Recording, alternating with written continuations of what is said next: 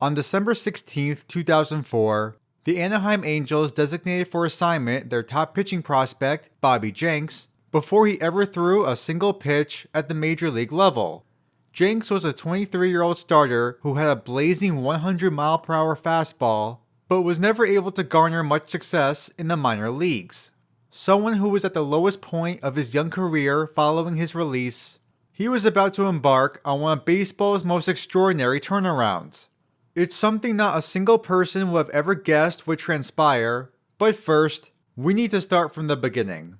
Drafted in the 5th round of the 2000 MLB Draft, the first 2 seasons of Bobby Jenks' professional career could not have gone worse.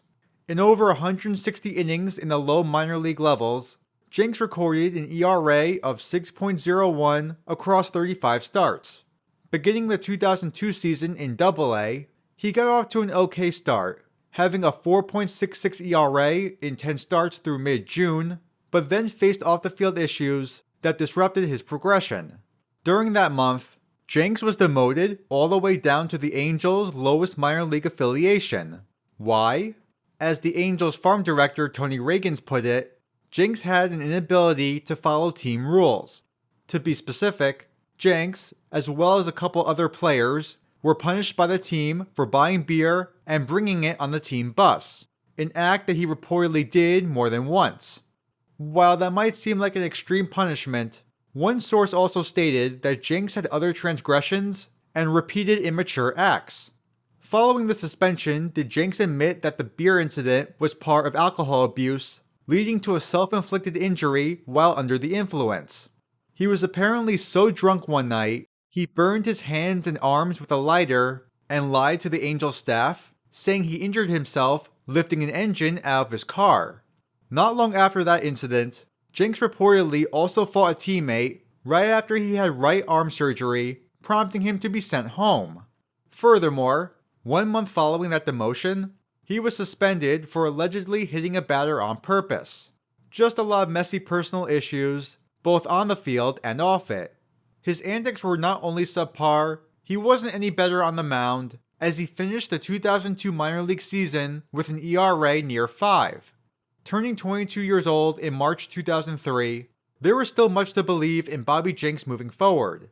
If he could compose himself, he would be able to turn things around, and that's exactly what happened at first. He posted a fantastic season in Double-A that year, earning a 2.17 ERA across 83 innings in 16 starts. He did miss all of May and June with an elbow injury, but came back strong in July to continue his success. Unfortunately, those injuries would return the following season. Right when he was on the doorstep of the major leagues for 2004, he would miss almost the entire year. A second elbow injury limited him to just 5 games, where he allowed more runs than innings pitched. He was shut down for the entire year, with this being the 4th time in 2 years he was shut down from baseball activities. By this point, the Angels had seen enough. Following the 2004 season, Bobby Jenks, who was once seen as the next ace for Anaheim, was designated for assignment 3 months shy of his 24th birthday. I don't think it's surprising the Angels did this. The facts speak for themselves. Jenks played 5 seasons in professional baseball and was inconsistent to say the least, only returning a single good season.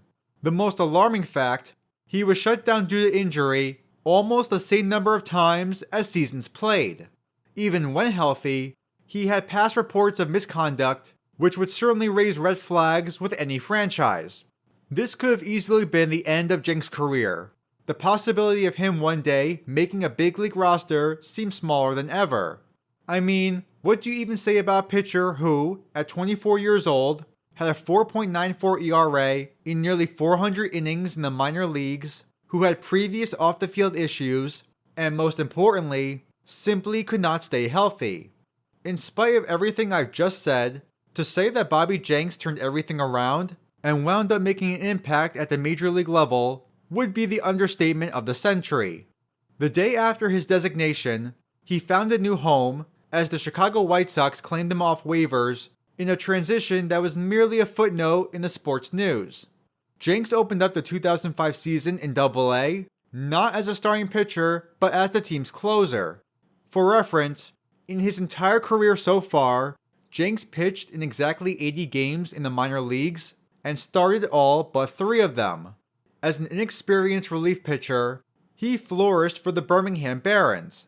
In 35 games and 41 innings pitched, he recorded a 2.85 ERA while saving 19 games. He was selected to the minor league All-Star game, but before he had the opportunity to pitch in it, the White Sox promoted him to the major leagues. That promotion by itself is flat out incredible.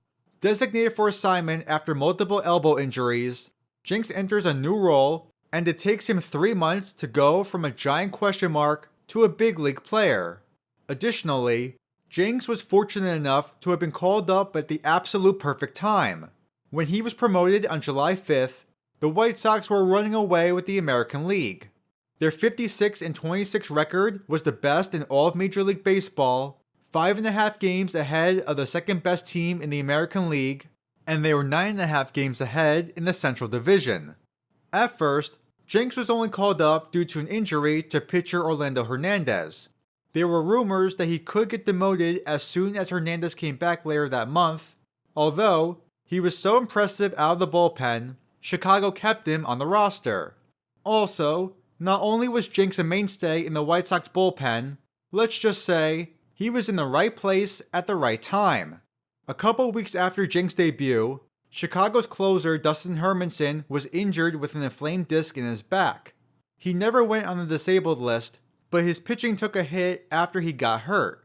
The White Sox looked internally to replace Hermanson as the closer, where manager Ozzie Guillen said relievers Cliff Polite and Damaso Marte would be the first and second options, and Jenks a close third. Polite and Marte would never materialize as the next man up to replace Hermanson. I couldn't find a definite reason why, but it might be due to struggles they had in the month of August. Polite had a 3.97 ERA that month, while Marte a 4.32 ERA. On the other hand, Bobby Jenks had a 1.42 ERA that month, and dating back to July 19th, he had a 1.35 ERA in 20 innings entering September. He took over the closer role midway through September after Hermanson blew back-to-back saves. Despite getting the closer role, let's just say it didn't go swimmingly at first. Through September 14th, Jenks had a 1.80 ERA in 30 innings pitched on the season. In 9 1/3 innings after that date, he allowed 6 earned runs for a 5.79 ERA. He blew back-to-back saves against the Cleveland Indians, who were on the verge of the greatest late-season comeback in MLB history. I've yet to mention this, but Chicago was in the midst of a historic collapse. They led Cleveland by as many as 15 games in the division in August. Following Jenks' blown saves on September 19th and 20th, the Indians cut the lead to just 1.5 games. Fortunately for him and the White Sox, they righted the ship just in time. Jenks recorded 3 key saves in the final week, including one against the Detroit Tigers that clinched the division for Chicago. Overall in his rookie season, Jenks recorded a 2.75 ERA in 39 1/3 innings pitched while saving 6 games. Jenks was fantastic in the regular season and kept up his momentum in the playoffs. The White Sox steamrolled the Boston Red Sox in Game 1 of the American League Division Series, winning by a final score of 14-2. In Game 2, they held a slim 1-run lead entering the top of the 8th inning, where Jenks was called in to take over on the mound. Facing one of the best lineups in baseball, all he did was throw 2 shutout innings, allowing only 1 hit, and secured the save for the White Sox, propelling them to a 2-0 lead. In Game 3, more of the same. Ahead by 2 runs entering the bottom of the 9th, Jenks was once again called on to finish the job. He induced a strikeout and 2 groundouts for a perfect 9th inning to complete the sweep and send the White Sox to the American League Championship Series. Jenks didn't appear in the Championship Series, but then again, neither did the bullpen itself. In that 5-game series, White Sox starting pitchers combined to pitch 44 1/3 out of the 45 total innings. Yes, you heard that right. Jenks may not have been used against the Angels, but in the World Series, he was at center stage for each and every game. In Game 1 against the Houston Astros, Chicago was clinging to a 1-run lead entering the top of the 8th. Houston had 2 runners on base, and with 2 outs, manager Ozzie Guillen brought in Jenks to escape the jam. One of baseball's all-time great sluggers, Jeff Bagwell, was at the plate, and after a stolen base put the go-ahead run in scoring position, the Astros were a base hit away from taking the lead. On a 2-2 count, Jenks blew a fastball by Bagwell to escape the inning and keep the White Sox ahead. He came back out in the 9th and threw a perfect frame, including a strikeout of Carl Everett to seal the game, giving Chicago the victory, their first World Series win in nearly 50 years. Game 2 would be Jenks' only slip-up in the postseason. Ahead by a score of 6-4 entering the 9th, he was called upon once again for the save. Unfortunately, the Astros got to him and tied the game thanks to a 2-out, 2-run single by Jose Vizcaino. Charged with a blown save, he luckily got bailed out in the bottom half when the White Sox walked off the Astros to take a 2-0 lead. For Game 3, what was supposed to be a night off for the pitcher turned into another assignment. Chicago was ahead by a score of 5-4 entering the bottom of the 8th when Dustin Hermanson was put in the game instead of Jenks. Hermanson coughed up the lead to Houston, allowing them to tie the game at 5. The game went into extra innings, and with 5 relief pitchers used already, Guillen once again turned to Jenks to keep the White Sox in it. He allowed a walk and hit by pitch to put 2 on, but got Orlando Palmeiro to ground out to send this game to the 12th inning.